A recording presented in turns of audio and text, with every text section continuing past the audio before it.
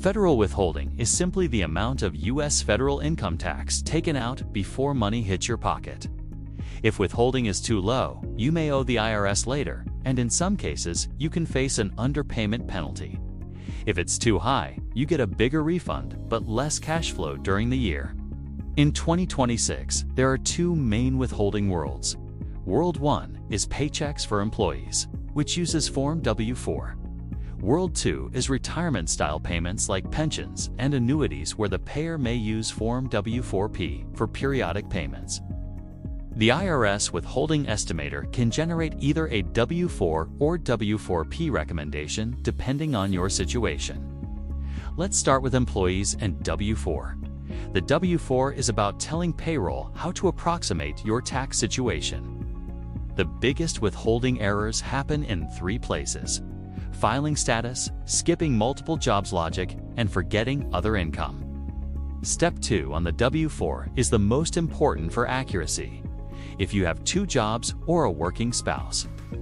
If you skip Step 2, payroll often withholds as if that paycheck is your only income, causing underwithholding. Step 4 is your fine-tuning panel. Step 4A accounts for other income you want covered by withholding. Step 4B accounts for deductions beyond the standard deduction. Step 4C adds a fixed extra dollar amount to every paycheck. How does payroll convert your W-4 into a dollar amount? Employers generally use IRS Publication 15T. They use the wage bracket or percentage method. They take your pay frequency and W-4 inputs to compute withholding. If you get bonuses or commissions, withholding can look different.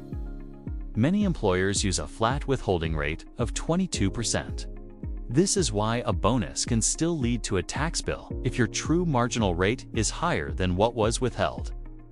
Now, let's switch to retirees and W-4P. Withholding on pension payments is designed to prevent a year-end bill.